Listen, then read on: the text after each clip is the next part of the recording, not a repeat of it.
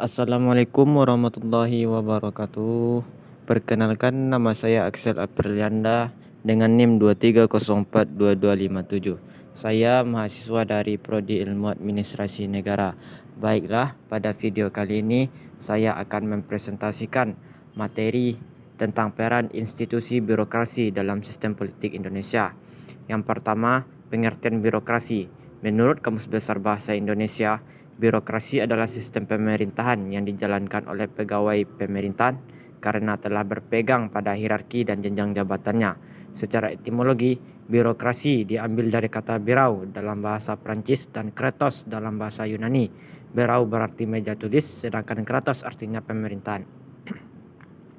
Maka dapat disimpulkan birokrasi adalah sekumpulan orang yang bekerja di balik meja, baik di perkantoran atau di bidang pemerintahan. Yang kedua, pengertian birokrasi menurut para ahli.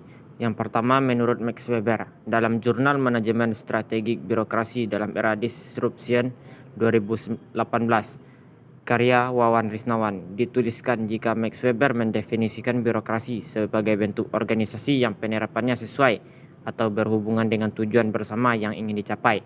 Artinya, birokrasi digunakan untuk mengorganisasikan pekerjaan secara teratur.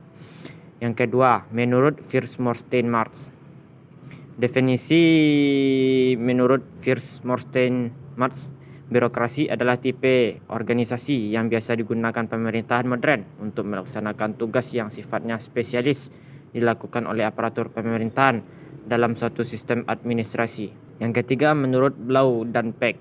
Dikutip dari buku Birokrasi, karya Muhammad Blau dan Peck menjelaskan, birokrasi sebagai tipe organisasi yang digunakan untuk menjalankan tugas administratif yang besar dengan cara mengoordinasikan pekerjaan banyak orang secara sistematis atau teratur. Yang ketiga, peran institusi birokrasi dalam sistem politik Indonesia. Peran tersebut dapat dilihat dari beberapa aspek berikut. Yang pertama, implementasi kebijakan publik.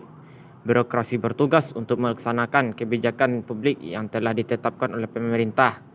Hal ini meliputi perumusan program, penganggaran, pelaksanaan, dan evaluasi kebijakan. Efektivitas implementasi kebijakan publik sangat bergantung pada kinerja birokrasi. Yang kedua, penghubungan antara pemerintahan dan masyarakat. Birokrasi bertindak sebagai jembatan antara pemerintahan dan masyarakat. Birokrasi bertugas untuk menyampaikan informasi dan kebijakan pemerintahan kepada masyarakat, serta menampung aspirasi dan keluhan masyarakat yang kemudian disampaikan kepada pemerintah. Yang ketiga, pemelihara stabilitas politik. Birokrasi diharapkan dapat menjaga stabilitas politik dengan menjalankan tugasnya secara profesional, netral, dan akuntabel. Birokrasi yang bersih dan profesional dapat membantu membangun kepercayaan masyarakat terhadap pemerintahan, sehingga dapat meminimalisir potensi konflik dan instabilitas politik. Yang keempat, agen transformasi dan inovasi. Birokrasi diharapkan dapat menjadi agen transformasi dan inovasi dalam pemerintahan.